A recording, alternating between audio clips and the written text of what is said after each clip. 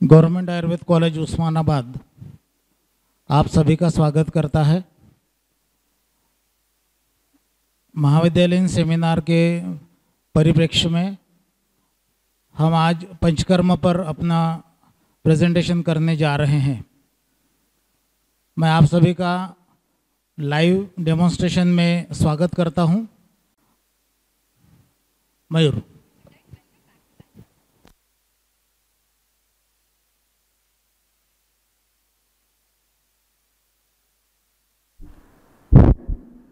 नमस्कार।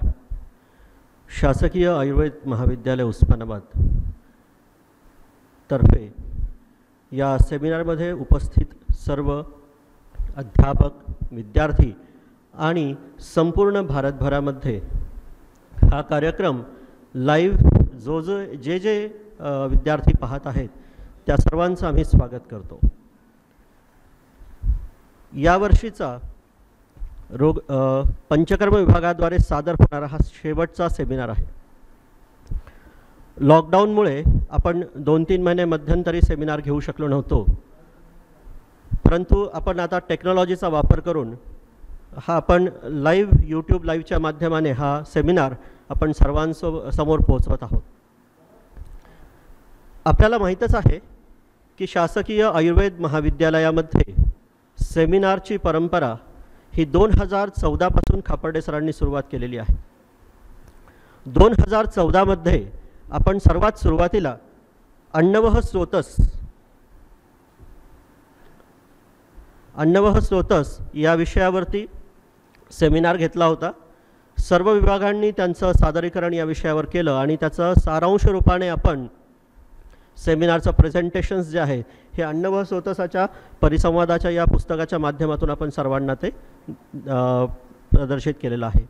त्यानंतर आपण त्याच्या पुढच्या वर्षी प्राणवह स्रोतस या विषयावरती सेमिनार घेतला होता आणि या प्राणवह स्रोतसाचा देखील आपण पुस्तिका तयार केलेली आहे। मधुमेह हा जो विषय आहे, भारतामध्ये मधुमेहाचं प्रमाण सर्वात जास्त आहे आणि मधुमेहाच्या रुग्णांच्या कॉम्प्लिकेशन्सही आपल्याला खूप सारे पाहायला मिळतात। त्यामुळे या विषयाचं महत्त्व ओळखून प्रमेह आणि मधुमेह या विषयावरती आपण सेमिनार 2016-17 मध्ये घेतलेला होता आणि त्याचंही पुस्तक आपल्याला इथे दिसत आहे। त्यानंतर 2017-18 मध्ये आपण कुष्ठविकार किंवा त्वचाविकार, कुष्ठरोग किंवा त्वचाविकार यावर सेमिनार घेतला। आपल्या सर्वांना त्याचंही पुस्तक दिसत आहे। तसंच मागच्या वर्षी आपण ओबेसिटी किंवा स्थौल्यरोग, ज्याला आपण मेदोरोग असं आपण संहितोक्त म्हणतो, या मेदोरोगावरती आपण 2018 आणि 19 मध्ये सेमिनार घेतलेला होता। आपल्या सर्वांना त्याचं अतिशय उत्कृष्ट असं पुस्तिका इथे समोर दिसत आहे। या पुस्तिका सर्व प्रत्येक विभागामध्ये उपलब्ध आहेत, तसेच प्रत्येक अध्यापकाजवळ उपलब्ध आहेत, तसेच शासकीय आयुर्वेद महाविद्यालयाच्या सेंट्रल लायब्ररीमध्ये देखील उपलब्ध आहेत। तसेच अनेक महाविद्यालयांमध्ये अधिष्ठातांच्याद्वारे या पुस्तिका पाठवल्या गेलेल्या आहेत, त्यामुळे अनेक महाविद्यालयांमध्ये या उपलब्ध आहेत। यावर्षी या सगळ्या विषयांच्या नंतर यावर्षी अधिष्ठातांनी वृक्करोग हा विषय आपल्याला सुचवलेला होता आणि वृक्करोग या विषयावर संहिता विभागापासून सुरुवात होऊन आत्तापर्यंत कालपर्यंत शालाक्य विभागापर्यंत सर्व विषयांचं प्रस्तुतीकरण आपल्यासमोर सादर करण्यात आलेलं होतं। आता शेवटचा विभाग आज जो सादरीकरण करणार आहे तो आहे पंचकर्म विभाग।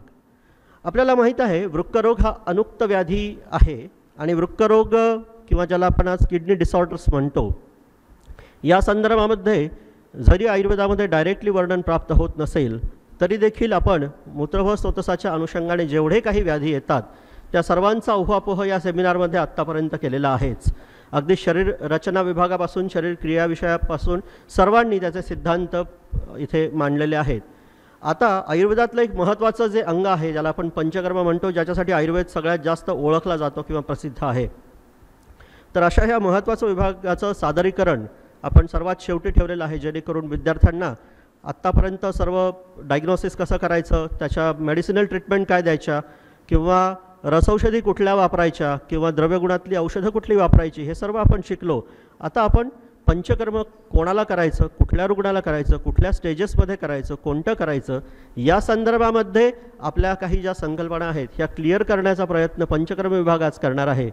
तर मी पंचकर्म विभागाचे सहाय्यक प्राध्यापक आणि जे की आपल्या अधिष्ठातांनी त्यांना अगदी प्रेमानं नाव दिलेलं राजवैद्य, तर असे वैद्य सचिन टिके यांना मी इथे आमंत्रित करतो. आणि आज योगायोगाने राष्ट्रीय डॉक्टर दिवस देखील आहे, तर मी सर्व आयुर्वेदीय वैद्यांना या राष्ट्रीय डॉक्टर दिवसाच्या शुभेच्छा पण देतो. धन्यवाद. आदरणीय अधिष्ठाता, पंचकर्म विभागाचे विभाग प्रमुख डॉक्टर खापडे सर, सेमिनार कमिटीचे चेअरमन डॉक्टर कादरी सर, उपस्थित ज्येष्ठ प्राध्यापक वर्ग, उपस्थित माझे सहकारी प्राध्यापक वर्ग, ऑनलाईन प्रेक्षक वर्ग, तसेच पदव्युत्तर विद्यार्थी मित्र हो, आज मी येथे महाविद्यालयीन वृक्कविकार या परिसंवाद मालेचे शेवटचे पुष्प गुंफिण्यासाठी मी इथे उभा आहे. आजच्या या परिसंवादात सदरूह विद्यार्थी या पंचकर्म व वृक्कविकार या विषयाची मांडणी करणार आहेत. वृक्कविकार आणि सार्वजनिक व्याधी व स्रोतसानुसार पंचकर्म चिकित्सा वैद्य गणेश कराड, मूत्रकृच्छ व मूत्राघात वैद्या दिव्या वर्मा, कॉम्प्लिकेशन्स ऑफ CKD वैद्या शिल्पा पाटील, तसेच वृक्कविकारातील पंचकर्म चिकित्सेवरील संशोधनात्मक लेख वैद्या मधु सैनी हे मांडणार आहेत. आपण जर वृक्कविकारांच्या रुग्णाचा इतिहास जर पाहिला तर या रुग्णांना विविध व्याधी अवस्थेतून जसे की रक्तदाब आहे, प्रमेह आहे, स्थौल्य आहे, जावे लागते. आणि म्हणूनच या सादरीकरणातून निदानार्थकर व्याधी असा थोडासा वेगळा विचार मांडण्याचा प्रयत्न केलेला आहे. आपणास माहीत आहे की वृक्क हे मेद व स्रोतसाचे मूल आहे आणि वृक्क उत्पत्ती ही रक्तमेद यांच्या प्रसाद भागापासून झालेली आहे. आणि आयुर्वेदाचं आणि पंचकर्माचं प्रयोजन आहे की स्वस्थस्य स्वास्थ्य रक्षणम आतुरस्य विकार प्रशमनच, म्हणजे स्वस्थ आणि आतुर या दोघांसाठीही आयुर्वेद व पंचकर्माचं उपयोग होतं. हेच आयुर्वेदाचं वेगळेपण आहे.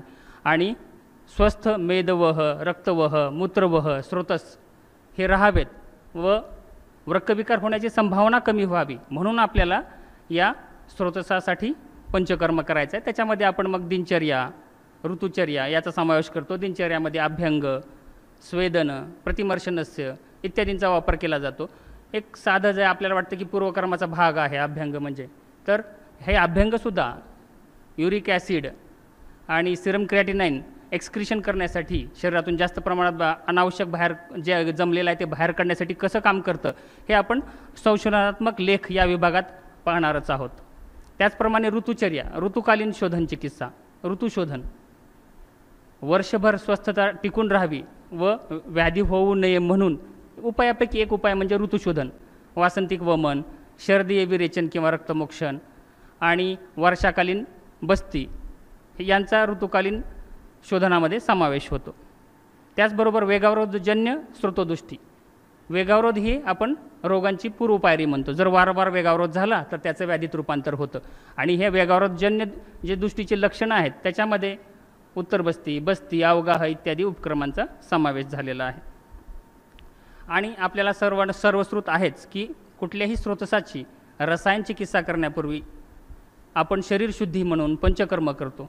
आणि ते म्हणजेच मेद, रक्त, मूत्र व स्रोतसांच्या रसायन चिकित्सा करण्यापूर्वी आपल्याला पंचकर्म करायचं. हा झाला पंचकर्माचा प्रतिबंधात्मक विचार. यानंतर आपण पाहूयात की वृक्कविकार झाला एकदा तर त्याच्यातील जे दुष्ट स्रोतस होतात त्याच्यासाठी पंचकर्म चिकित्सा आपल्याला करायची आहे. म्हणजे हा झाला क्युरेटिव्ह आस्पेक्ट. आणि याच्यामध्ये मात्र मग आपल्याला थोडासा विचार करायचा आहे की हेतू कुठले आहेत. संतर्पणोक्त हेतू असेल मेदरोग, स्थौल्यसारखे तर शोधनाचा विचार करायचा आहे. धातुक्षयासारखे अपतर्पणोक्त हेतू किंवा निदानार्थकर व्याधी असतील तर आपल्याला बृहण चिकित्सेचा विचार करायचा आहे. आणि दोषांची ह्या प्रॅक्टिकल अप्रोचने आपल्याला विचार करायचा आहे की आला की पेशंट सरसकट पंचकर्म नाही आहे करायचं आपल्याला, तर दोषांची अवस्था बघायची. दोष बहु असतील तर पंचकर्म करायचे, अल्पदोष असतील तर आपल्याला त्याचं बृहणाचा विचार करायचा आहे. वृद्ध्या, निरहतव्या, क्षीणा, ब्रहितव्या आणि समा परिपल्य ही मूळ गोष्ट आपल्याला लक्षात ठेवायची आहे.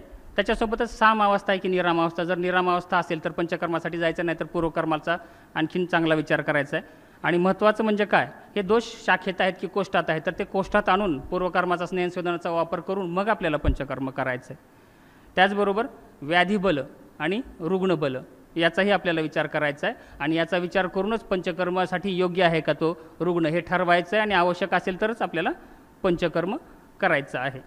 आम्ही या वर्क सेमिनारसाठीच म्हणून आम्हालाही त्याच्यात ज्ञानवृद्धी होईल व विद्यार्थ्यांनाही त्यातनं काही शिकता येईल म्हणून आदरणीय अधिष्ठातांच्या परवानगीनुसार, त्यांच्या मार्गदर्शनानुसार आम्ही सिव्हिल हॉस्पिटल उस्मानाबाद येथील डायलिसिस सेंटरला इथे व्हिजिट दिली. तेथील डॉक्टर्स, तिथले डायलिसिस टेक्निशियन यांना भेटलो की जेणेकरून आपल्याला काही पेशंट्स मिळतील का आपल्याला चिकित्सा देण्यासाठी. पण तिथे जे पेशंट्स होते ते स्टेज 4चे होते, CKDचे, CRFचे, जे किडनी ट्रान्सप्लांटची वाट पाहत होते आणि ते विमनस्क दारुण अवस्थेत होते. त्याच्यामुळे हीनबल असल्यामुळे आणि चिरकालीन व्याधी असल्यामुळे आपल्याला ते पंचकर्मासाठी योग्य नव्हते, म्हणून आपण ते रुग्ण आपण आपल्या चिकित्सेसाठी, पंचकर्मासाठी घेऊ शकलो नाहीत.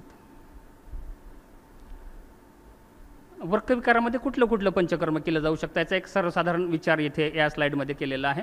हे प्रायः पंचकर्म म्हणजे नेहमी आपल्याला वाटतं की शोधन, पण ही बहुतांश शोधन आहे, नेहमी शोधन नाही. जसं की आपण पुढे पाहूच यात की मज्जा बसती, वजडी बसती, मुस्तादी राज आपण बसती. जसं आपण कालच्या प्रेझेंटेशनमध्ये पाहिलं की नासागत रक्तस्रावामध्ये आपल्याला स्तंभन चिकित्सा करता येते, दुर्वा रसाचं स्तंभन नसतं देता येतं, म्हणजे हे पण एक स्तंभन आहे, शमन आहे, बृहन पण आहे. तर याच्यामध्ये आपल्याला वमनवर्जित पंचकर्म चिकित्सा करायची आहे, कारण हीन बल आहे रुग्णाचं, व्याधीचं बलहीन आहे, म्हणून वमन करायचं नाही आहे, विरेचन करायचं आहे, बस्ती, रक्तमोक्षण नसतं, याचे आपण डिटेल्स पुढे पाहणार आहोत. याच्यासोबतच वृक्कविकाराच्या उपद्रवामध्ये आपल्याला इतर काही उपक्रम करता येतात, ते आपल्याला पाहायचे आहेत. अभ्यंग, स्वेदन, अवगाह स्वेद, पिंडस्वेद, शिरोधारा, उद्वर्तन, अवगाह इत्यादी उपक्रम आपल्याला करायचे आहेत, ज्याचा आपण डिटेल्स आपण पुढे पाहणारच आहोत. यानंतर मी पुढील सादरीकरणासाठी वैद्य गणेश कराड यांना मंचावर आमंत्रित करतो. धन्यवाद सर. आत्ताच मयूर देशमुख सरांनी सांगितल्याप्रमाणे आयुर्वेदामध्ये वृक्कविकारांचं कुठे डायरेक्ट वर्णन आपल्याला मिळत नाही. बृहत्त्रयीमध्ये पाहिलं असता आपल्याला वेगळा असा वृक्कविकारांचा कोणता चॅप्टर किंवा अध्याय आपल्याला दिसत नाही. मग याचा अर्थ असा होतो का की त्या काळात लोकांना वृक्कविकार होतच नव्हते, की याचा अर्थ असा होतो का म्हणजे त्या काळातील आचार्य लोकांना, ज्यांनी आपला आयुर्वेद लिहिला, त्यांना वृक्कविकार माहीतच नव्हते? तर नक्कीच नाही, याचा असा अर्थ होत नाही. हा फरक आहे तत्कालीन विचार करण्याचा दृष्टिकोन आणि आज आपण कोणत्या दृष्टीने विचार करत आहोत हा त्यातील फरक आहे. आज जो काही आपल्या विचार करण्याची पद्धत आहे ती एका अवयवाच्या भोवती केंद्रित झालेली आहे आणि त्या दृष्टीने आपण फक्त एका अवयवाच्या संदर्भात असणारे रिपोर्ट्स पाहतो आणि संपूर्ण शरीरामध्ये म्हणजेच दोष धातू मलांमध्ये काय बदल झाले आहेत हे पाहायला आपण विसरतो. कारण किडनी किंवा वृक्क हा फक्त एक मार्ग आहे वाढलेल्या दोषांना त्यांचा प्रभाव दाखवण्याकरता, तो की स्थानवैगुण्यामुळे. वास्तविक वाढलेले दोष, बिघडलेले धातू आणि बिघडलेले मल हेच वृक्कविकाराचे मूळ कारण आहे. आणि त्याकरता आपल्या आचार्य लोकांना किंवा ज्यांनी आयुर्वेद लिहिला त्यांना वृक्कविकाराकरता वेगळा अध्याय लिहिण्याची गरज नाही पडली. तर आपण आजच्या काळामध्ये कशा पद्धतीने रिनल डिसीजची डायग्नोसिस किंवा ट्रीटमेंट करणार, तर सर्वप्रथम आपल्याकडे येणाऱ्या पेशंटचं Ayurvedic diagnosis in terms of Ayurveda म्हणजे दोषाधिक्य, धातुदृष्टी किंवा एखादा आयुर्वेदिक व्याधीची संप्राप्ती या स्वरूपात निदान केलं गेलं पाहिजे, त्यानंतरच आपल्याला तरी ट्रीटमेंट करता येईल. तर त्याकरता म्हणून आपण अशी व्याधींची एक लिस्ट बनवू शकतो ज्या व्याधींमधून वृक्कविकाराची संप्राप्ती घडू शकते. आणि हा विचार करण्याकरता आपल्याला सुश्रुतांचं एक वाक्य, रक्तमेद प्रसादात वृक्क, म्हणजे रक्त आणि मेद यांच्या प्रसाद भागापासून वृक्क किंवा किडनी तयार होते. आणि मग साहजिक आहे, जर रक्त आणि मेद धातू बिघडले तर त्यापासून तयार होणारं वृक्क यात नक्कीच बिघाड उत्पन्न होतील. आणि अशा व्याधींची आपण जर लिस्ट बनवली की ज्यामध्ये रक्त आणि मेद यांची इन्व्हॉल्वमेंट आहे, तर आपल्याला डायग्नोसिस करण्याकरता आणि ट्रीटमेंट करण्याकरता नक्कीच सुकर होईल. त्याचबरोबर पक्वाशयातून मूत्राची उत्पत्ती होते हे आपल्याला माहीत आहे. त्यामुळे लॉंग स्टँडिंग पक्वाशयात किंवा गृहिणीमध्ये काही संप्राप्ती असेल, लाईक IBS और अपचनाचा लॉंग स्टँडिंग त्रास असेल, तर अशा रुग्णाला पुढे जाऊन रिनल फेल्युअर झालं तर त्यावेळेस पक्वाशयाचा आणि गृहिणीचा हा देखील विचार केला गेला पाहिजे. आणि त्याचबरोबर मूत्रविकार इटसेल्फ म्हणजे मूत्रकुच्छ, मूत्राघात, अश्मरी, शर्करा, प्रमेह या सगळ्यांचा विचार देखील आपण रिनल फेल्युअरच्या पेशंटमध्ये केला पाहिजे. आणि ही लिस्ट अजून विचारांचे पैलू पडतील आणि अजून वाढू शकते, बट एवढ्या गोष्टींवरती पण आपण रुग्णाचं निदान करू शकतो. म्हणजे आपल्याकडे येणाऱ्या पेशंटमध्ये ॲट प्रेझेंट किंवा त्याच्या पूर्व इतिहासामध्ये यापैकी कोणत्या व्याधीची लक्षणं दिसत आहेत का, म्हणजे आत्ता त्याला प्रेझेंट आहे का, किंवा त्यापैकी कोणता व्याधी निदानार्थक व्याधी म्हणून झालेला आहे का, हे आपण ओळखून त्याप्रमाणे ट्रीटमेंट केली तर नक्कीच रुग्णाला फायदा होईल. त्यानुसार आपण पाहूया. आता सर्वप्रथम पांडू कामला हलिमक शोफ, जिथे ततो अल्परक्त मेदसो, म्हणजे मेद आणि रक्त यांचं प्रमाण कमी झालेलं आहे. निश्चितच रक्त आणि मेद खराब झाल्यानंतर वृक्कावरती प्रॉब्लेम होणार आहेत. त्यानंतर स्तौल्य प्रमेह, जिथे मेदवृद्धी होते. त्यानंतर ग्रहणी, पक्वाशय विकृती, मूत्राच्या उत्पत्तीचं स्थान आहे ते. त्यानंतर मूत्रविकार आणि धातुक्षय किंवा राजयक्ष्मा. आता प्रत्येक वेळी राजयक्ष्मा म्हणजे ट्युबरक्युलोसिस हे समीकरण चुकीचं आहे, कारण साहसम वेग संरोध शुक्र ओजस्नेह संचया अन्नपान विधिस्त्याग चत्वार्थस्य हेतवा, म्हणजे साहस करणारा, शुक्र ओजाचा क्षय करणारा, वेगावरोध करणारा आणि अन्नपान विधी त्याग करणारा, ह्या प्रत्येकाला यक्ष्मा होऊ शकतो. प्रत्येकजण यक्ष्मा संपर्कात असतो, नॉट नेसेसरी त्याला ट्युबरक्युलोसिस असलाच पाहिजे. रिनल फेल्युअरच्या पेशंटमध्ये जर आपल्याला क्षयाचे हेतू मिळत असतील तर आपण त्याला क्षयाची ट्रीटमेंट देणं हे गरजेचं आहे. आता आपण व्याधीनुसार पंचकर्म पाहूया. आजच्या विषयाची मर्यादा लक्षात घेऊन आपण फक्त पंचकर्माबद्दल बोलणार आहेत, नक्की शमन औषधी. जर आपल्याला रिनल फेल्युअरच्या रुग्णामध्ये पांडूची संप्राप्ती ॲट प्रेझेंट किंवा त्याच्या पास्ट इलनेसमध्ये मिळत असेल तर आपण त्याला ट्रीटमेंट देताना पांडूचा विचार करून ट्रीटमेंट द्यायला हवी. लाईक विरेचन करताना पांडूमध्ये तीक्ष्ण विरेचन आलं आहे, परंतु आपण रुग्णाची अबल अवस्था पाहून किंवा त्याचं दौर्बल्य पाहून त्याला तीक्ष्ण विरेचन देऊ शकत नाही. त्यामुळे त्याला नित्य विरेचन किंवा लघु विरेचन, रोज थोडे थोडे दोष बाहेर काढण्याचं काम आपल्याला करावं लागणार आहे. आणि त्यामुळे कोणताही तीक्ष्ण कल्पना वापरता क्षीर आणि गोमूत्र थोड्या प्रमाणामध्ये किंवा गोमूत्र हरितकी वटी, विषारादी चूर्ण, फळद्रिकादी कषाय, हे जे कल्प आहेत यामध्ये रेचक औषधे आहेत आणि हे रोज थोड्या प्रमाणात दोष बाहेर काढतील आणि त्यामुळे रुग्णाला उपशय मिळणार आहे. त्यानंतर आहे स्तौल्य आणि प्रमेह. स्तौल्यामध्ये मेद वाढून त्यामुळे मेद विकृती आणि नंतर रुक्क विकृती होऊन किडनी फेल्युअरकडे संपर्क जाऊ शकते. आणि डायबेटिक नेप्रोपॅथी म्हणजे प्रमेहातून होणारा किडनी डिसीज हे तर आपल्याला माहितीच आहे. तर स्तौल्यामध्ये पंचकर्म करताना आधी अर्ह अनर्ह याचा विचार केला पाहिजे, कारण प्रत्येकच स्तौल्याचा रुग्ण पंचकर्मास अर्ह असतो असे नाही, आणि जर अर्ह असेल तर आपण त्याला पंचकर्म करू शकतो. आता प्रमेहामध्ये विरेचन देणं ही थोडीशी किचकट बाब आहे, कारण की प्रमेही रुग्ण हे दुर्विरेच्य असतात, त्यांना सहजगत्या विरेचन होत नाही. आणि दुसरा आस्पेक्ट म्हणजे आजकाल जे मॉडर्न मेडिसिन्स किंवा अँटीडायबेटिक ड्रग्स घेतात त्यामध्ये मेटफॉर्मिन नावाचा ड्रग आहे, त्याच्या साईड इफेक्टमध्ये कॉन्स्टिपेशन, म्हणजे मूळतः प्रमेही रुग्ण हा दुर्विरेच्य असतो, त्यात मेटफॉर्मिनमुळे येणारं कॉन्स्टिपेशन, या सगळ्या गोष्टींमुळे प्रमेहाचा रुग्ण हा दुर्विरेच्य बनतो आणि त्याला साध्या औषधांनी किंवा आपण रेग्युलर जे मेडिसिन वापरतो त्याने विरेचन होत नाही.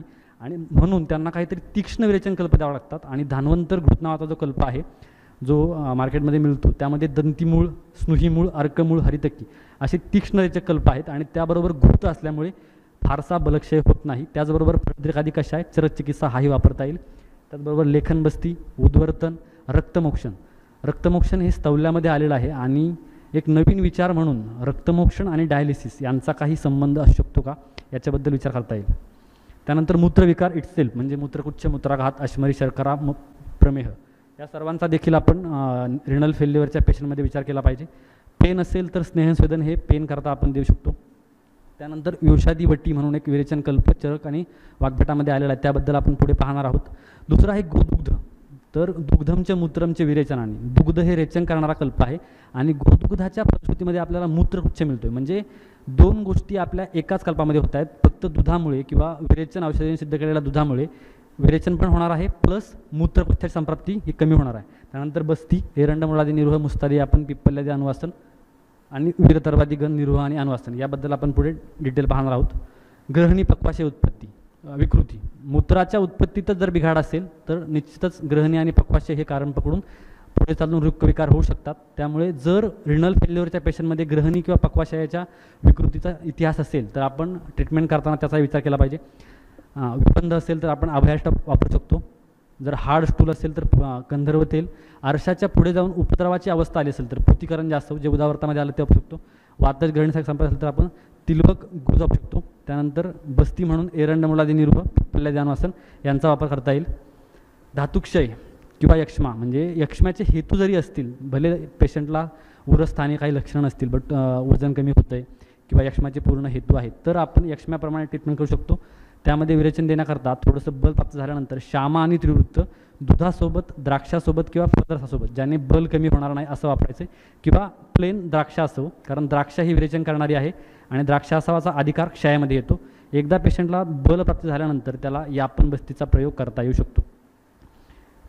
वृक्कविकार आणि स्रोतस, रक्त, मेदू आणि मूत्र व स्रोतस यांच्यानुसार आपण चिकित्सा पाहूया. रक्त व स्रोतस, विरेचन आणि रक्तमोक्षण, मेदोवह, वमन, विरेचन, लेखन बस्ती, उद्वर्तन आणि मूत्रवह, विरेचन, बस्ती आणि उत्तर बस्ती.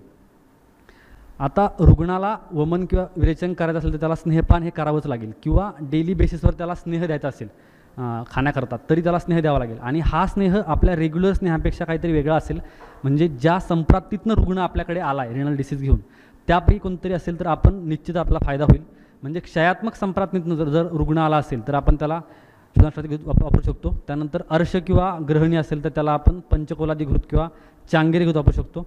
गुलमासारखे संप्राप्ती असेल तर आपण त्याला दादी घृत वापरू शकतो. आणि त्यानंतर संप्राप्ती बस्तीत नसेल तर त्याला आपण बस्त्या अमयंतो घृत वापरू शकतो. अशा पद्धतीने स्नेहपानाकरता किंवा डेली स्नेह घेण्याकरता आपल्याला ही तूपं वापरता येतील.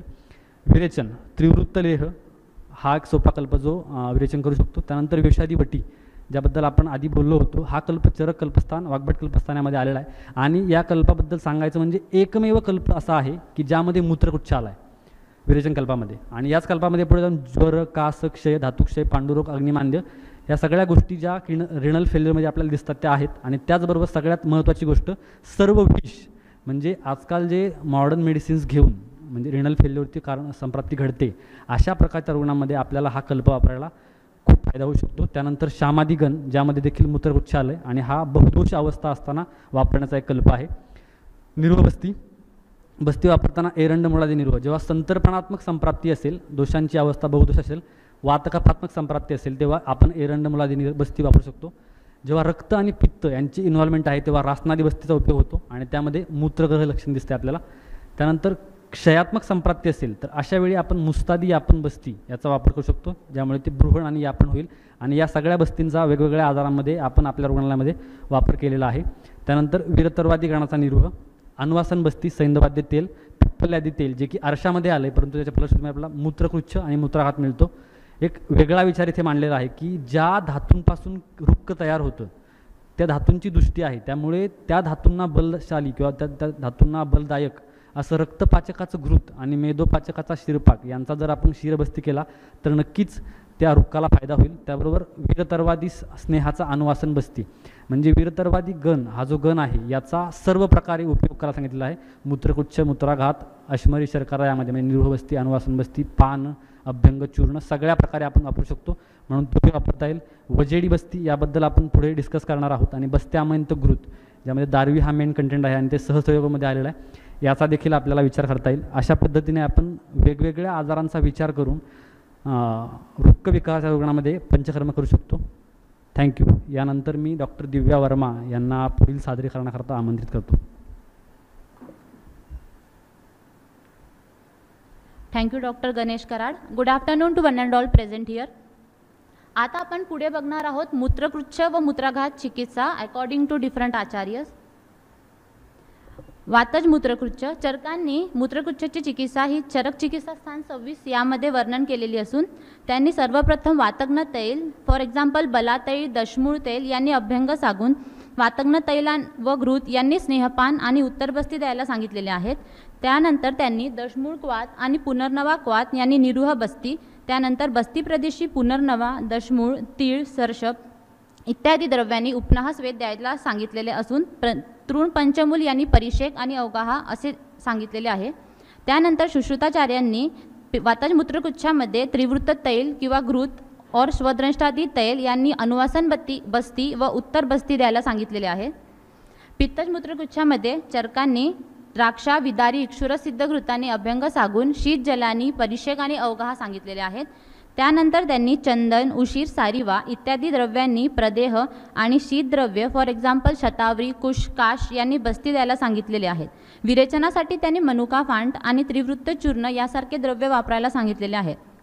त्यांनी आहार आणि विहारासाठी ग्रीष्म ऋतुचर्याचा पालन करावा असे निर्देश केलेले आहे.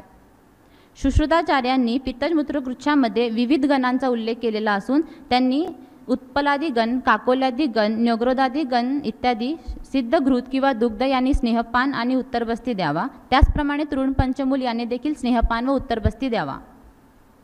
कफज मूत्रकृच्छामध्ये चरकाचार्यांनी क्षारीय, उष्ण, तीक्ष्ण व कटुरसयुक्त अन्नपानाचा वर्णन केलेला आहे.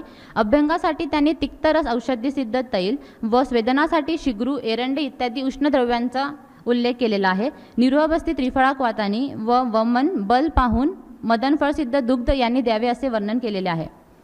सुश्रुताचार्यांनी यात देखील विविध गणांचे वर्णन केलेले असून त्यांनी सुरसादी गण, उशकादी गण, मुस्तादी गण व वरुणादी गण सिद्ध तैलाने अभ्यंग आणि स्नेहपान द्यावे असे वर्णन केलेले आहे.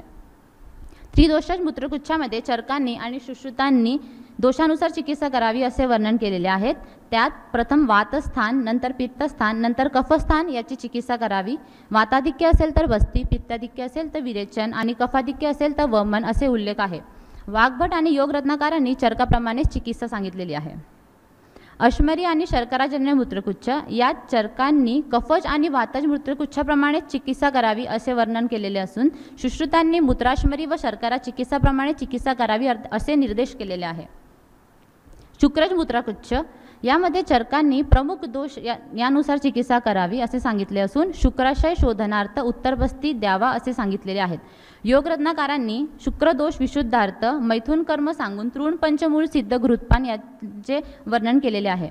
रक्तज मूत्रकुच्छामध्ये चरकांनी श्वद्रष्टादी घृत याचे स्नेहपान देऊन मधुरगण औषधी सिद्ध क्वाथाने किंवा दुग्धाने उत्तरबस्ती द्यावा असे सांगितलेले असून पुढील चिकित्सा पित्तज मूत्रकुच्छाप्रमाणे सांगितलेली आहे. अभिघातज मूत्रकुच्छामध्ये सुश्रुताचार्यांनी सद्यव्रणप्रमाणे चिकित्सा सांगितलेली आहे. म्हणजे ज्या प्रमाणाच्या व्रणामुळे तो मूत्रकुच्छ झाला असेल त्या व्रणाची प्रथम चिकित्सा करावी. योगरत्नाकारांनी वातज मूत्रकुच्छाप्रमाणे चिकित्सा सांगून लेपनार्थ पंचवल्कल आणि मृत्तिका याचा वापर करावा असे सांगितलेले आहे. वीड विघातजन्य मूत्रकुच्छ यामध्ये सुश्रुतांनी वातग्न चिकित्सा देऊन त्यानंतर स्नेहप्रक्षेपयुक्त उष्णजलाच्या पात्रामध्ये त्याला अवगाह स्नेह द्यावा आणि स्निग्ध द्रव्यांनी त्याला अभ्यंग आणि स्नेहबस्ती द्यावा. योगरत्नाकारने यासाठी स्वेदन, चूर्ण सेवन, अभ्यंग आणि बस्तीकर्म असे सांगितलेले आहे. यानंतर मूत्रघाताची चिकित्सा सांगताना सुश्रुतांनी याला एक सामान्य चिकित्सा उपक्रम सांगितलेले आहे. त्यामध्ये त्यांनी सर्वप्रथम बलाघृत, महाबलाघृत, मूत्ररक्त योनी दोषहरम घृतम यासारख्या घृतांनी स्नेहपान देऊन त्यानंतर स्नेहन व स्वेदन द्यावे. त्यानंतर विरेचन कर्म करून देहशुद्धीनंतर त्याला उत्तरबस्ती द्यावा असे निर्देश केलेले आहेत. मूत्राघातामध्ये जर मूत्रमार्गाद्वारे रक्त येत असेल तर त्यासाठी सुश्रुतांनी ताम्रचूड वसा व तीळ तेल याचं उत्तरबस्ती द्यावा असे सांगितलेले आहे. योगरत्नाकारांनी मूत्राघाताच्या चिकित्सेमध्ये विविध घृतपानांचं वर्णन केलेले असून त्यामध्ये शौद्रार्थ भाग घृतम, धान्य गोक्षुरादी घृतम आणि चित्रघाती घृतम यासारख्या घृतांचा वर्णन केलेला आहे. थँक्यू. यासाठी यानंतर पुढील सादरीकरणासाठी मी डॉक्टर शिल्पा पाटील यांना मंचावर आमंत्रित करते. Thank you.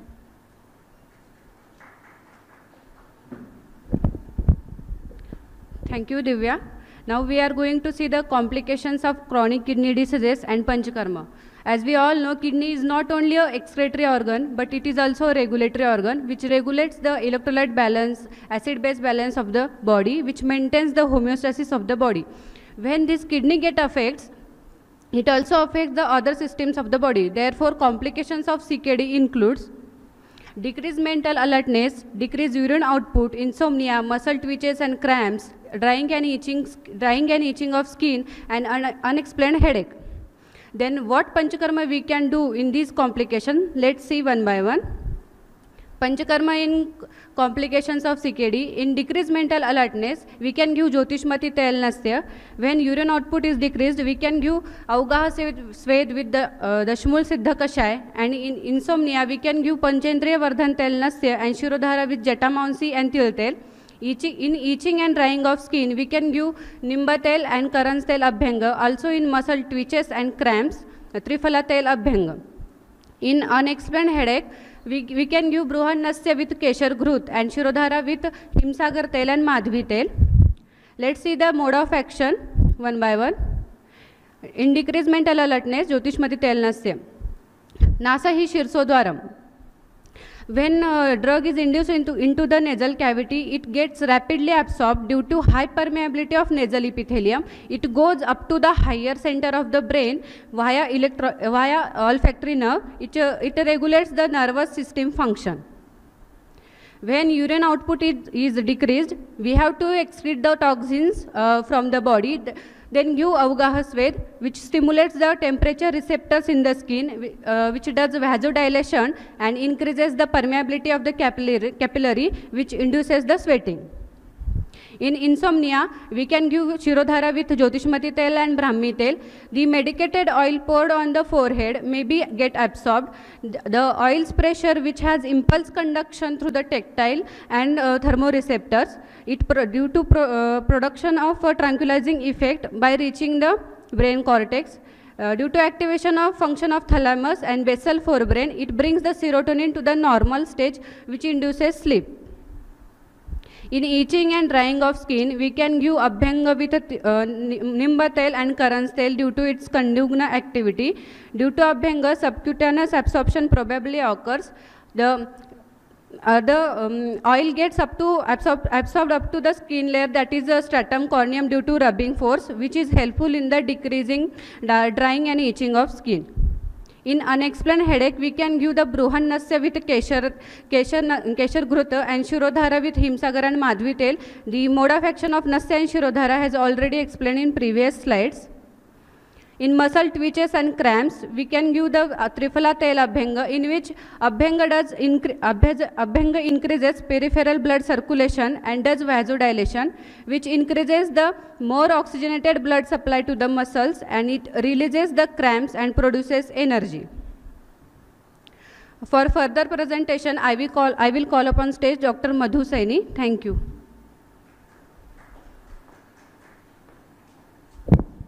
Thank you, Dr. Shilpa. A very good afternoon to all. Now I am going to present some research articles of Panchkarma in CKD. Let's begin. This is an article by Kiran M. Gaur and her colleagues at SK Ayurvedic Medical College and Research Center, Bangalore. She studied the effect of Trifladi Nirubasti in the management of chronic kidney disease. Total 10 patients were taken under the study according to the subjective and objective parameters. Subjective parameters like bipedal edema, nausea, vomiting, tiredness, etc. Objective parameters like elevated creatinine levels, increased level of blood urea, and patients presenting with 1, 2 or 3 grade of CKD having GFR more than equal to 90 to 30 to 59. Trifladi Basti was prepared according to the sequence described in our classics. Makshikam 30 ml, Sandhav Lavna 10 gram, Trifladi Tel 80 ml, Kutki and Madanfal Churna 20 gram each, Trifladi Quat 50 ml. Total 490 ml quantity of Basti was administered in the patients, and in results there was a significant relief in subjective as well as objective parameters. As we can see here, the objective parameters, subjective parameters like tiredness, breathlessness and anorexia, nausea were decreased in their gradings. Also, serum creatinine level was decreased from 1.7 to 1.3 mg per dl, blood urea from 55 to 37 mg per dl, GFR in a patient was increased from 46 to 102, which is very significant. Also, gradings of pedal edema were decreased. This is another article by Yildirim Kaysin and his colleagues at Turkey University. He studied the effect of general body massage in excretion of creatinine, uric acid and microprotein levels. Total 42 samples were taken here, 21 in experimental group and 21 in control group. In experimental group, massage was applied after submaximal exercise. Then urine samples were taken after 15 minutes and 2 to 3 hours of massage. There was significant difference in level of uric acid and creatinine before and after massage application after submaximal exercise. Now we will see the mode of action. We know that when we exercise, there is increased protein catabolism. An enzyme called xanthine oxidase converts proteins into urea and uric acid. So after exercise, their excretion is increased in urine. How massage acts here? There are two ways. First of all, massage increases local blood flow of that muscle. So there will be less catabolism and less production of urea and uric acid. Second, we know that enzyme xanthine oxidase also produces some free radicals which causes tissue damage. Massage acts as antioxidant and vanishes these free radicals. So relaxes muscles and improves in muscle cramps and muscle twitches. This is another article or case report by Sonia Gupta and her colleagues at All India Institute of Ayurveda, New Delhi. She studied the effect of Ayurvedic regime in a patient of chronic kidney disease, a patient with chief complaints of swelling over bilateral lower legs, constipation, and he was on dialysis thrice a week. He was a known case of hypertension since 15 years. He was diagnosed as Kapha Avarit Vatajanya Mutraghat. Treatment was like 6 months internal medicine. Medicines like Sarapgandha and Nimma Tel were added according to the need of patient.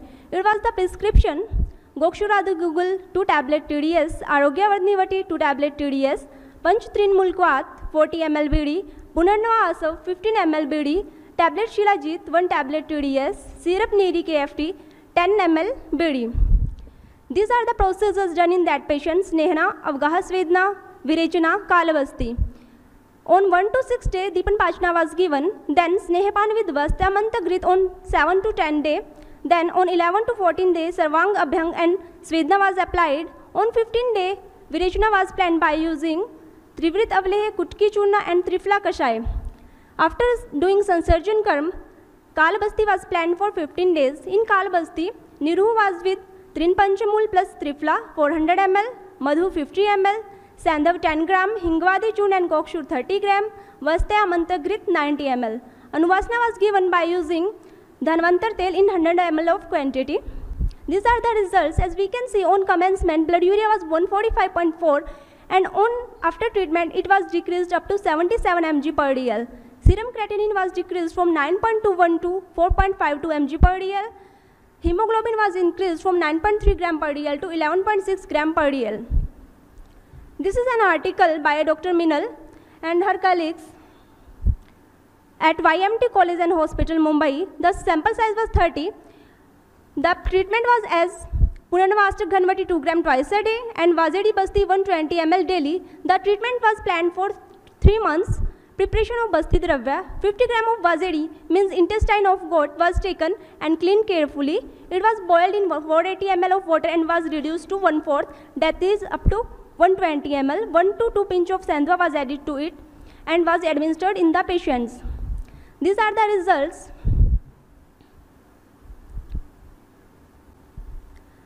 Hemoglobin was increased from 10.48 to 12.84. ESR was decreased. Serum creatinine was decreased from 2.31 to 0.95.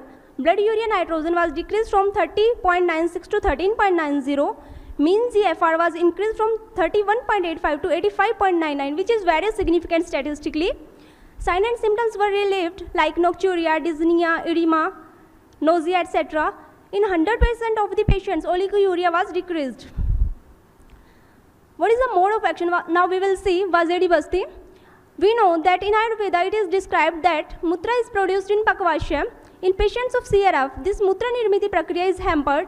Hence in Vazedi Basti, where we are using decoction of Pakvashya of goat. So we are supporting here the Siddhant of Samanya Vishes.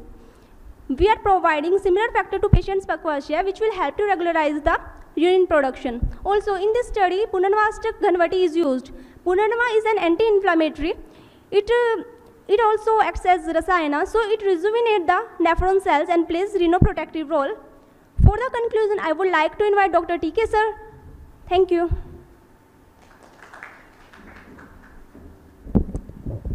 Thank you Madhu. आजच्या या परिसंवादातील पंचकर्म प्रेझेंटेशनच्या शेवटच्या स्लाईडकडे मी वळतो. आजच्या या सादरीकरणामध्ये आम्ही निदानार्थकर व्याधी म्हणजे वृक्कविकारामध्ये कुठल्या कुठल्या व्याधी असू शकतात आणि त्यांचा विचार केला तर वृक्कविकारांची चिकित्सा चांगल्या पद्धतीने होऊ शकते असा एक वेगळा विचार मांडण्याचा प्रयत्न केलेला आहे. त्यासोबतच व्याधिबल आणि रुग्णबल, रुग्णाचं शारीरिकच नव्हे तर मानसिक बलसुद्धा पाहून लघु पंचकर्म करायचे की बृहत पंचकर्म करायचे की नित्य पंचकर्म करायचे की पंचकर्म करायचंच नाही याचा विचार करणं गरजेचं आहे. हा एक मुद्दा इथे अधोरेखित करायचा होता. आणि आपण पाहिलं की अभ्यंग आपल्याला वाटतं की काय पूर्वकर्मातलं एक साधंसं तेल लावायचं, प्रतिसारण करायचं एक साधासा उपक्रम आहे. पण आपण आताच पाहिलं की हा साधा उपक्रमसुद्धा युरिक ॲसिड, क्रिएटिनाइन एक्सक्रिशन करण्यासाठी किती वृक्कविकारामध्ये महत्त्वपूर्ण योगदान देऊ शकतो आणि याच्यावरती आणखीन पुढील संशोधन होणं गरजेचं आहे. त्याच्यासोबतच वजडी बस्ती हा एक रिसर्च आर्टिकलमध्ये आपण पाहिलेला विषय आहे. माननीय अधिष्ठातांनी विद्यार्थी व अध्यापकांच्या ज्ञानवृद्धीसाठी व संशोधनात्मक वृत्ती वाढवण्यासाठी काही काळापूर्वी डॉक्टर सरिता गायकवाड मॅडम, सहाय्यक संचालक आयुष पुणे विभाग यांचं व्याख्यान आपल्या महाविद्यालयात आयोजित केलं होतं आणि त्यांचा वृक्कविकारावर संशोधन आहे आणि त्यावेळेस त्यांनी त्यांच्याशी चर्चेत त्यांनी सांगितलं होतं की वजडी बस्ती याच्यावरती आपण जॉईंट व्हेंचरमध्ये रिसर्च करूया, पण त्या प्रकारचे रुग्ण आपल्याला इथं उपलब्ध झाले नाहीत म्हणून त्या रिसर्च आपल्याला करता आला नाही. याच्यामध्ये पक्वाशय, मध्ये मूत्रनिर्मिती आयुर्वेदानुसार, त्याचप्रमाणे वातस्थान व सामान्य विषय सिद्धांत असा विचार करून वजडी बस्तीचा वृक्कविकारामध्ये चिकित्सेमध्ये उपयोग केला जाऊ शकतो. त्याचबरोबर एक नवीन मुद्दा हा आहे मज्जाबस्ती. मज्जाबस्ती वृक्कविकारामध्ये बहुतांश हा पांडू हा उपद्रव किंवा व्याधी अवस्थेमध्ये आढळतो. तर याच्यामध्ये इरिथ्रोपोएसिस हॅम्पर होतं आणि बोन मॅरोमध्ये RBC प्रोडक्शन कमी व्हायला लागतं. असा विचार करून एक मज्जाबस्तीचा याच्यामध्ये प्रयोग करून बघायला हरकत नसावी. त्याचबरोबर रिनल ऑस्टिओडिस्ट्रॉफीमध्ये अस्थिवह स्रोतसामधनं कॅल्शियम हे रक्तवह स्रोतसामध्ये यायला लागतं आणि ब्लड व्हेजल्समध्ये डिपॉझिट व्हायला लागतं, धातूचा अन्योन्य प्रवेश व्हायला लागतो व धातुक्षय व्हायला लागतो, विशेषतः अस्थिक्षय ऑस्टिओपोरोसिस व्हायला लागतं आणि याच्यामध्ये सुद्धा मज्जाबस्तीचा विचार केला जाऊ शकतो, कारण मज्जाचं काम आहे अस्नोपूर्ण हा एक विचार इथे नमूद करायचा होता. याच्यासोबतच प्रतिबंधात्मक पंचकर्म, वृक्कविकार झाल्यावरच पंचकर्म करावं किंबहुना याच्यापेक्षा वृक्कविकार होऊ नये म्हणून पंचकर्म करावं असं जनजागृती आपण आयुर्वेदाच्या स्नातकांनी निश्चित समाजामध्ये केली पाहिजे. याबरोबरच पंचकर्म अपुनर्भवता, की एकदा पंचकर्म केलं आहे म्हणजे मला वृक्कविकार होणार नाही असं रुग्णाला सांगणं हे पण चुकीचंच आहे, कारण आजच्या काळामध्ये पंचकर्म अपुनर्भव का होत नाही आहे, तर सम्यक दिनचर्या आणि ऋतुचर्याचं पालन केलं जात नाही. त्यासोबतच पंचकर्माच्या पश्चात्कर्मात सांगितलेलं आहे की शेष दोष जे राहिलेले आहेत त्याच्यासाठी शमन करावं, रसायन चिकित्सा करावी, म्हणजेच एकंदरीत दिनचर्या, ऋतुशोधन बरोबर त्यासोबतच शमन, रसायन ही साखळी जोपर्यंत पूर्ण होत नाही तोपर्यंत आपल्याला वृक्कविकारच काय अन्य कुठल्याही विकारातील पंचकर्म चिकित्सेची किंवा आयुर्वेद चिकित्सेची अपुनर्भवता साध्य होणार नाही आहे. On this note I conclude panchakarma presentation. Thank you one and all.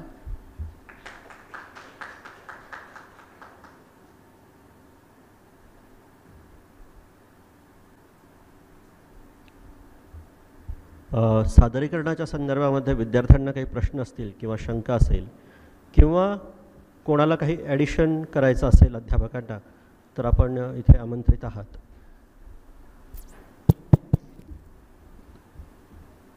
पदव्युत्तर विद्यार्थ्यांकडनं प्रश्न.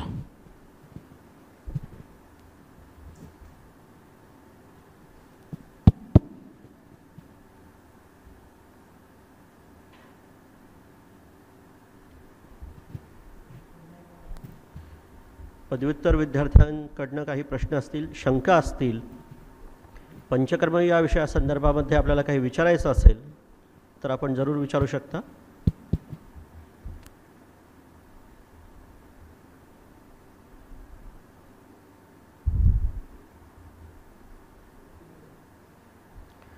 यानंतर मी माननीय कादरी सरांना इथे अध्यापकांना काही ॲडिशन करायचं असेल, काही सुचवायचं असेल तर आपण इथे आमंत्रित आहात.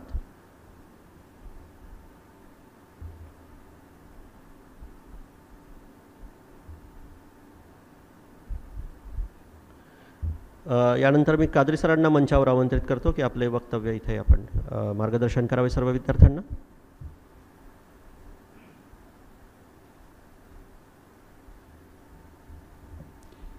आदरणीय अधिष्ठाता डॉक्टर प्रकाश खापाडे सर, पंचकर्माचे डॉक्टर सचिन टिके, सर्व अध्यापक वर्ग आणि विद्यार्थी मित्रांनो, आज शेवटचं आपलं सेमिनारचं जे आहे पंचकर्माचं सादर करण्यात आलं.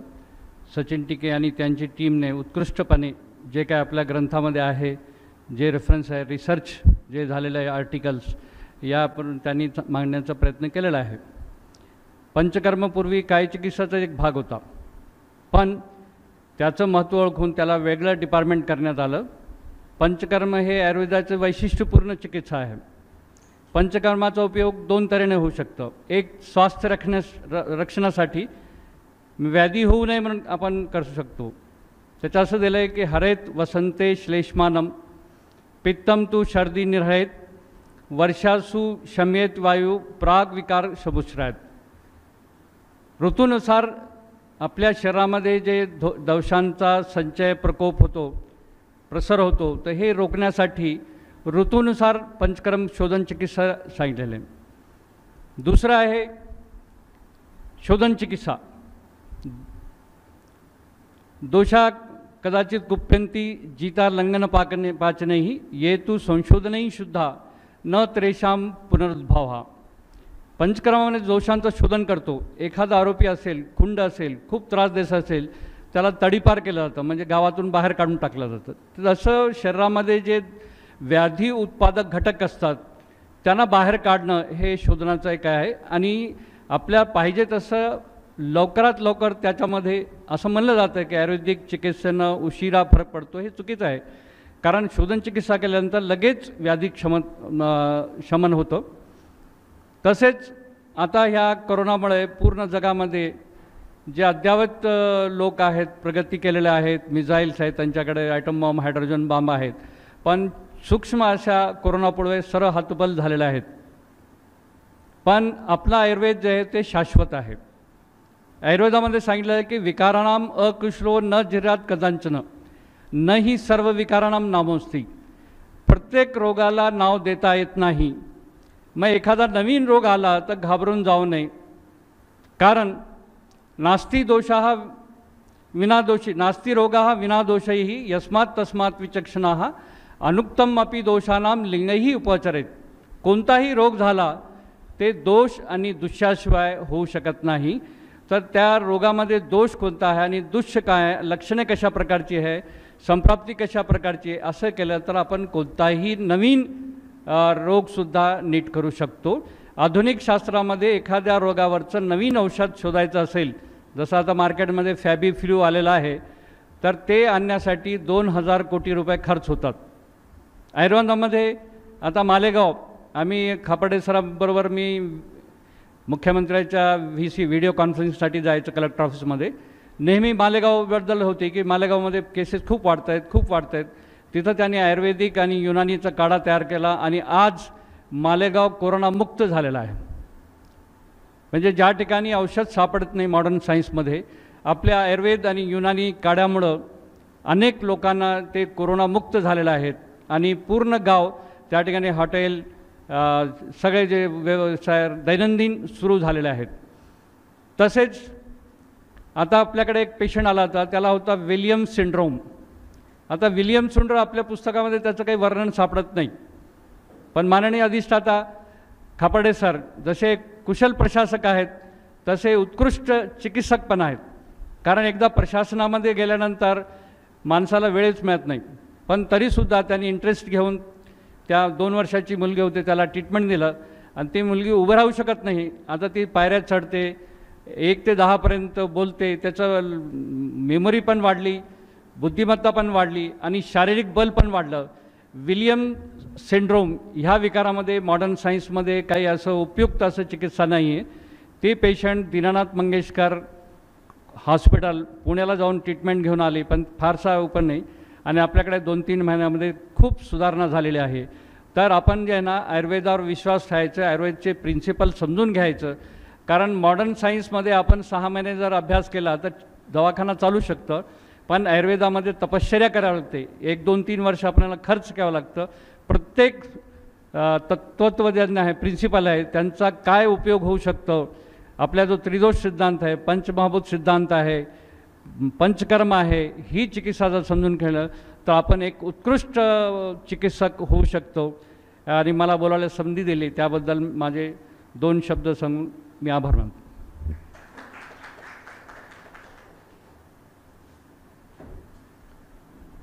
आपणा सर्वांना मार्गदर्शन करण्यासाठी माननीय अधिष्ठातांना आमंत्रित करण्यापूर्वी मी सर्व प्रेक्षकांना आमच्या महाविद्यालयाचा एक युनिक उपक्रम जो आहे अधिष्ठातांनी सुरू केलेला आहे आपल्या महाविद्यालयामध्ये, याचा मी आपल्या सर्वांना परिचय करून देतो. हे आहे लायब्ररी डेझर्टेशन. हे लायब्ररी डेझर्टेशन माननीय अधिष्ठातांनी विविध क्षेत्रातील तज्ज्ञ मंडळींशी चर्चा करून हा उपक्रम चालू केलेला आहे.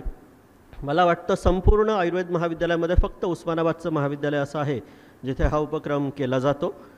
या उपक्रमाच्या अंतर्गत सेकंड इयरचे जे पदव्युत्तर विद्यार्थी असतात, या पदव्युत्तर विद्यार्थ्यांना त्यांच्या मार्गदर्शक आणि अधिष्ठाता यांच्याद्वारे आणि त्यांच्या आवडीनुसार त्यांचा एक विषय सिलेक्ट करून दिला जातो. त्याची ते तयारी करतात आणि त्याचं प्रेझेंटेशन ते इथे येऊन करतात. या प्रेझेंटेशनसाठी प्रत्येक वेळेस 2 अध्यापक इथे नियुक्त असतात जे हे कोऑर्डिनेट करतात. विद्यार्थ्यांचं प्रेझेंटेशन झाल्यानंतर सर्व पदव्युत्तर विद्यार्थी त्याच्यावर विविध अंगांनी चर्चा करतात आणि याचा संपूर्ण सार जो आहे हा सार अशा प्रकारे एका पुस्तिकेच्या माध्यमातून आपण पब्लिश करतो दरवर्षी. या उपक्रमाची सुरुवात जी आहे ही साधारणतः 2015 पासून सुरुवात झालेली आहे आणि तेव्हापासून अखंडितपणे हा उपक्रम आपल्याकडे चालू आहे. हे जे लायब्ररी डिझर्टेशन्स जे तयार होतात हे त्या प्रत्येक विद्यार्थ्यांना PGच्या आपण महाविद्यालयाद्वारे दिले जातात आणि हे आपल्याकडे सेंट्रल लायब्ररीलाही उपलब्ध आहेत. विद्यार्थ्यांनी हे जरूर पाहावे आणि हा उपक्रम खरोखर सगळीकडे राबवण्यासारखा आहे आणि जो इथला उस्मानाबादचा युनिक उपक्रम आहे.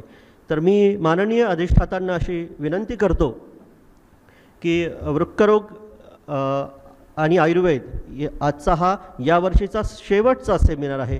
तर या शेवटच्या सेमिनारसाठी आपल्या सर्वांना मार्गदर्शन करतील आज माननीय अधिष्ठाता. त्यांना मी इथे मंचावर आमंत्रित करतो.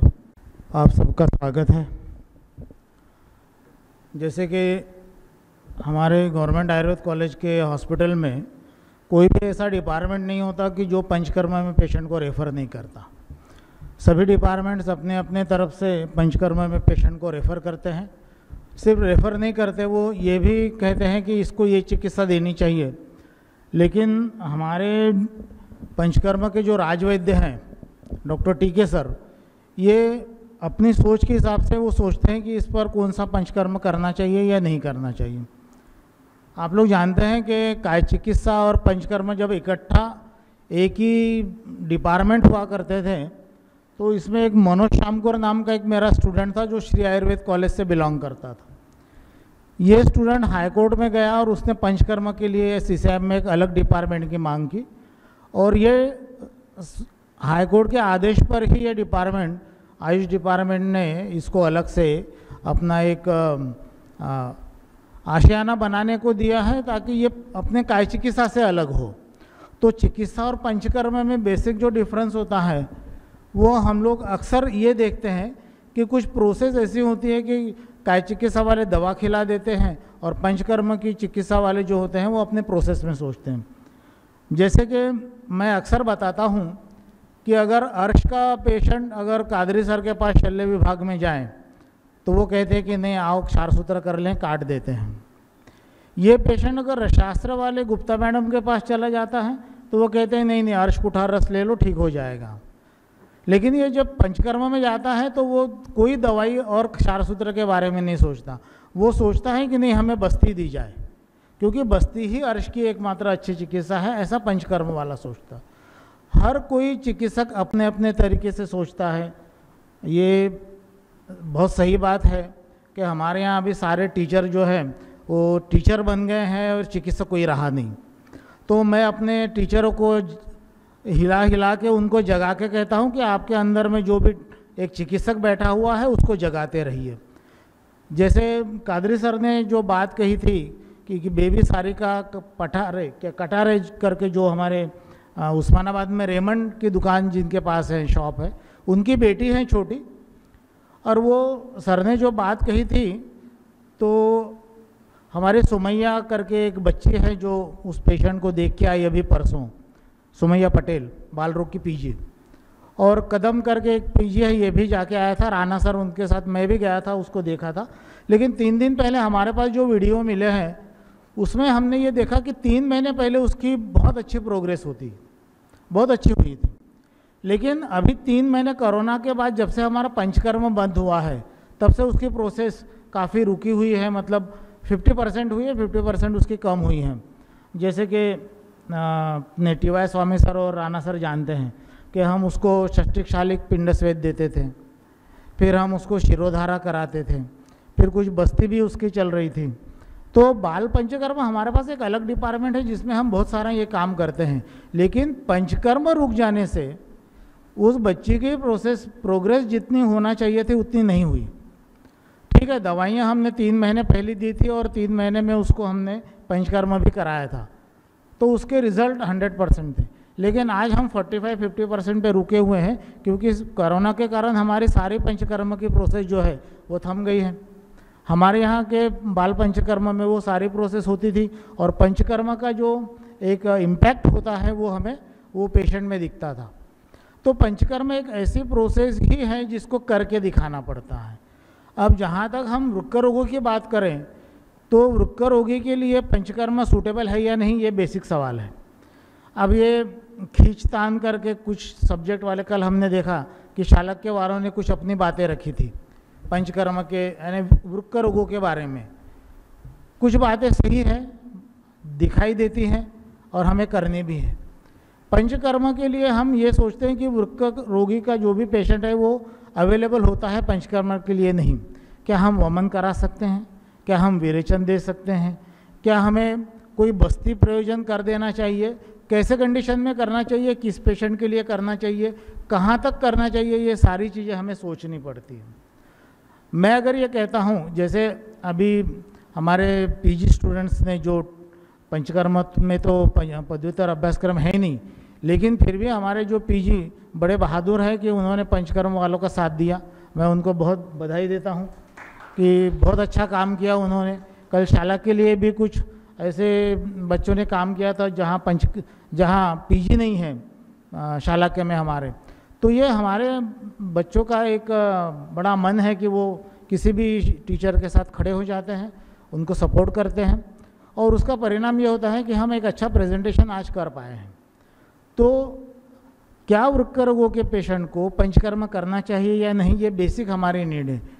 कौन सी स्टेज में करना चाहिए? जैसे मैंने कल कहा था कि हमें मूत्र करके जो चीज़ हमारे शरीर से निकलती हैं वो अगर हमारे शरीर में रुक जाती हैं या हमारे वृक्क जो निकाल नहीं पाते मूत्र को, और काफ़ी विष द्रव्य जैसे मैंने कल बताया था कि सीरम क्रिएटिनिन वो अगर हमारे ब्लड में बढ़ जाता है या यूरिया हमारे ब्लड में बढ़ जाता है, तो क्या पित्त प्रधान होता है यूरिया? क्या सीरम क्रिएटिनिन कफ प्रधान होता है? क्या एल्ब्यूमिन प्रोटीन प्रधान होता है? मैंने जैसे बताया था कि वृक्क के पेशेंट में इस्नोफिल जल्दी बढ़ जाते हैं, उसको कफ की शिकायत बहुत जल्दी हो जाती है, अस्थमैटिक बहुत जल्दी हो जाता है। तो जनरली इस्नोफिल बढ़ते हैं, तो इस्नोफिल के लिए हम तो कफ की चिकित्सा करेंगे ना।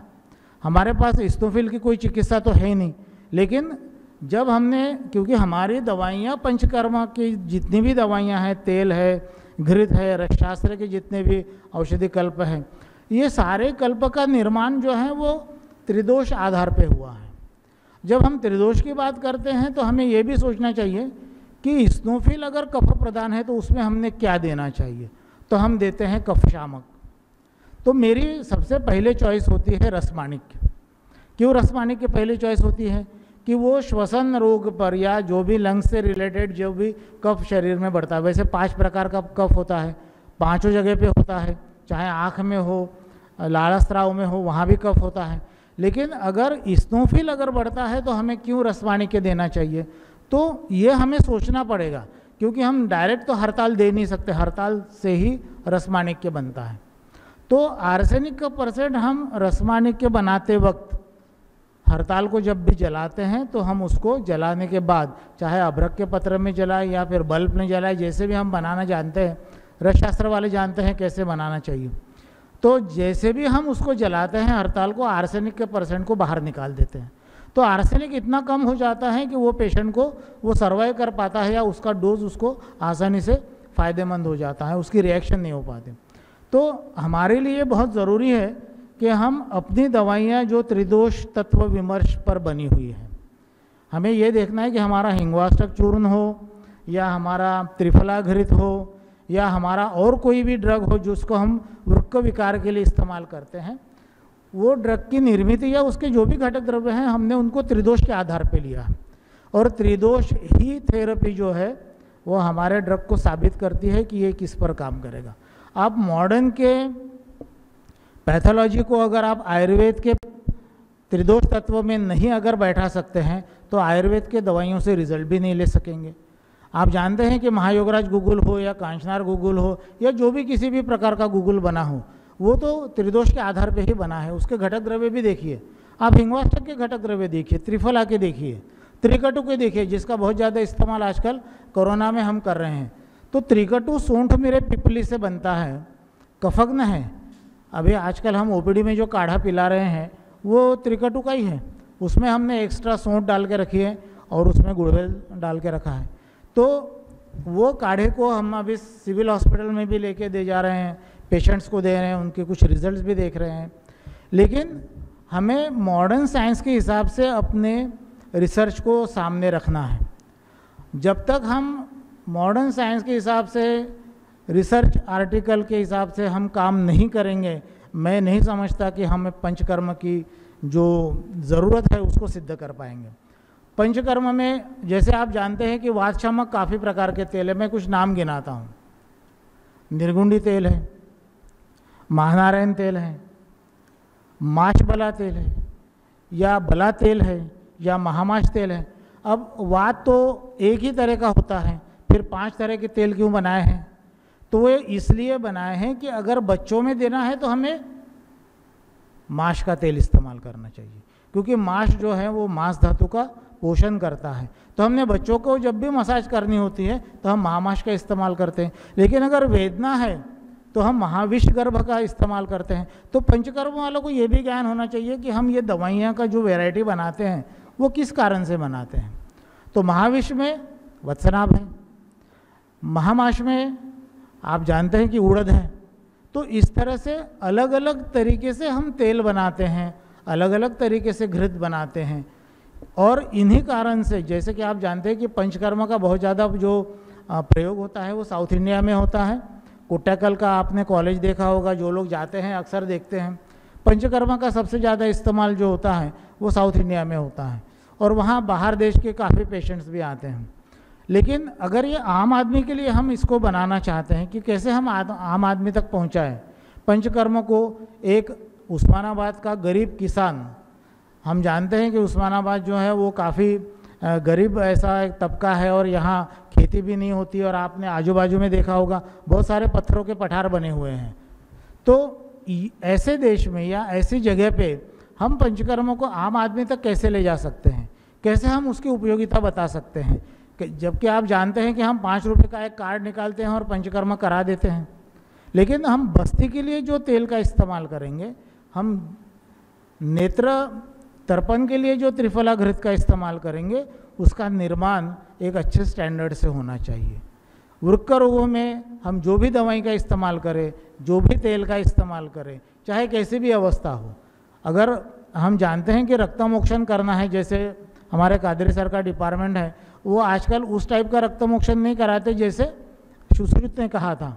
अब वो कराते हैं कैसे, तो वो कपिंग थेरेपी से कराते हैं। आप लोगों ने देखा होगा, जो शल्य के स्टूडेंट है वो जानते हैं। तो कपिंग थेरेपी से हम जब रक्तमोक्षण करते हैं तो उसकी यूटिलिटी भी हमें बतानी चाहिए कि वो कैसे हैं। क्या आम आदमी का कर सकते हैं? क्या वृक्क रोगी में ऐसा कोई पेशेंट, ऐसी कोई कंडीशन आएगी जिसमें हम इसका इस्तेमाल कर सकते हैं? तो सुश्रुतोक्त पंचकर्म अलग है, चरकोक्त पंचकर्म अलग है, लेकिन पंचकर्म में तो ये सारी चीज़ें आती हैं।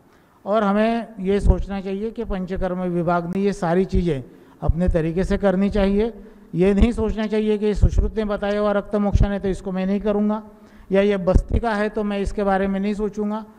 एक अच्छा अस्पताल बनाने के लिए, एक अच्छे फिजिशियन को अपना अस्पताल अच्छे से चलाने के लिए ये बहुत ज़रूरी है कि इसे सारे किस्म का ज्ञान हो। इसलिए आपने देखा होगा कि फर्स्ट ईयर एमडी में हम सारे डिपार्टमेंट में सबकी पोस्टिंग लगाते हैं। कई लोग बड़े नाराज़ होते हैं, मुझसे कहते भी है कि सर हम सर्जरी में, हम चिकित्सा में क्या करेंगे, हम गायनिक में जाके क्या करेंगे?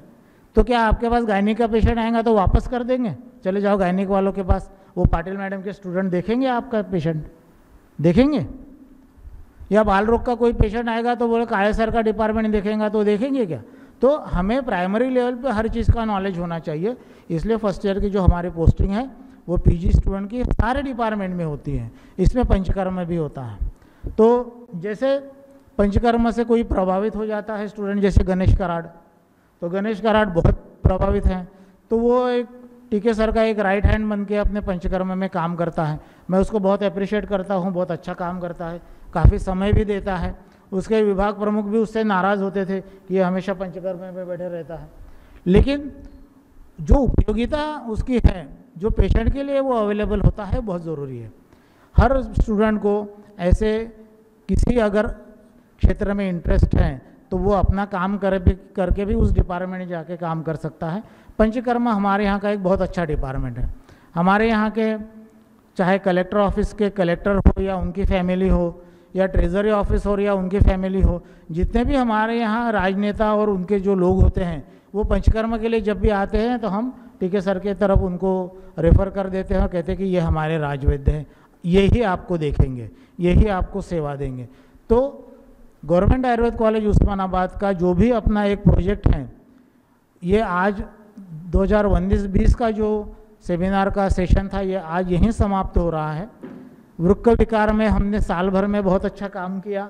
सारे डिपार्टमेंट ने अपना प्रेजेंटेशन दिया, और प्रेजेंटेशन देते वक्त उन्होंने ये भी हमें कहा कि हम क्या कर सकते हैं, और हमने सारे पीजी डिपार्टमेंट के स्टूडेंट्स के लिए ये अवेलेबल करा दिया था कि आप आके इस सेमिनार में बैठें। वो जानते हैं कि हमारा 3 दिन का स्टाइपेंड कट जाएगा, जो नहीं आएंगे, ज़रूरी भी है, तो उनके लिए ये ज़रूरी है कि वो सीख ले, क्योंकि ऐसा सेमिनार और किसी कॉलेज में होगा या आपके जितने फ्रेंड्स दूसरे कॉलेजेस में है वहाँ पे होता है या नहीं, इसके बारे में हमें कोई टिप्पणी नहीं करनी है, लेकिन हमें ये देखना है कि हम क्या कर रहे हैं, और हम जो कर रहे हैं उसका इम्पोर्टेंस अपने स्टूडेंट्स के लिए कितना है। वो अपने फील्ड में जाके जब यहाँ से निकल जाएंगे MD MS के, तो वो क्या कर पाएंगे। तो जैसे कि आप लोग सभी जानते हैं कि हम लोगों का एक गवर्नमेंट का रिटायरमेंट का एज होता है, उस एज तक पहुँचते पहुँचते हम लोग रिटायर हो जाते हैं, लेकिन ये कारवा ऐसे ही चलता रहेगा। गवर्नमेंट आयुर्वेद कॉलेज उस्मानाबाद का नाम आगे बढ़ाने के लिए हमारी जितने भी अभी शिक्षक बैठे हैं, उनको हिला हिला के हम उनके डॉक्टरों को जगा रहे हैं। वो आगे आके कुछ अच्छा काम करेंगे और अपने स्टूडेंट्स के लिए कुछ अच्छा समय देंगे, अच्छी बातें कहेंगे, अच्छा रिसर्च करेंगे। इसी के साथ मैं आपसे आगे लेता हूँ। नमस्ते। आत्ताच अधिष्ठाता महोदयांनी सांगितल्याप्रमाणे शासकीय आयुर्वेद महाविद्यालय उस्मानाबाद येथील पंचकर्म विभाग जो आहे हा अत्यंत कल्पकतेने बनवलेला असा विभाग आहे, आणि उस्मानाबादच्या निसर्गरम्य वातावरणामध्ये असलेला हा विभाग, आणि सगळे अत्याधुनिक उपकरणं इथं उपलब्ध आहेत। आणि इथलं वैशिष्ट्य म्हणजे मेल फिमेल पंचकर्म वेगळं असण्यापेक्षा आणखीन एक वैशिष्ट्य म्हणजे इथे बालपंचकर्म विभाग हा वेगळा ऑपरेट होतो, हेही आणखीन एक इथलं वैशिष्ट्य आहे। तर आजचा हा जो सेमिनार इथे आज संपन्न झाला, या सेमिनारला उपस्थित सर्व अध्यापक, पदव्युत्तर विद्यार्थी, तसेच लाईव्ह बघत असणारे सर्व विद्यार्थी आणि अन्य आयुर्वेद प्रेमी लोक, या सर्वांचे मी आभार व्यक्त करतो। पंचकर्म विभागाचे डॉक्टर सचिन टिके आणि त्यांचे सर्व पदव्युत्तर विद्यार्थी यांनी अत्यंत सुंदर सादरीकरण केलं, त्याबद्दल मी त्यांचंही अभिनंदन आणि आभार दोन्ही व्यक्त करतो। तसेच या कार्यक्रमाला जो टेक्निकल सपोर्ट दिला ते श्री सुरेंद्र मेंगळे आणि त्यांचे बंधू, त्यांचेही मी आभार व्यक्त करतो। हा हॉल आणि इथली सर्व अरेंजमेंट व्यवस्थित ठेवण्यासाठी इथे आम्हाला मदत करणारे आमचे 2 परिचर लगदिवे आणि भालेराव यांचेही मी आभार व्यक्त करतो। आणि माननीय अधिष्ठातांच्या परवानगीने आजचा हा कार्यक्रम संपला असे इथे जाहीर करतो। धन्यवाद।